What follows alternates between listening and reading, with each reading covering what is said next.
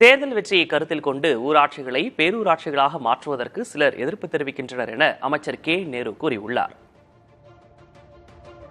சட்டப்பேரவையில் மானிய கோரிக்கை மீதான விவாதம் நடந்து வருகிறது. இதில் பதிலளித்து பேசிய அமைச்சர் கே என் நேரு, 56 சட்டமன்ற உறுப்பினர்கள் தங்கள் பகுதியில் உள்ள பல்வேறு ஊராட்சிகளை பேரூராட்சிகளாக உயர்த்துவதற்கான கடிதத்தை தன்னிடம் வழங்கியுள்ளதாக தெரிவித்தார்.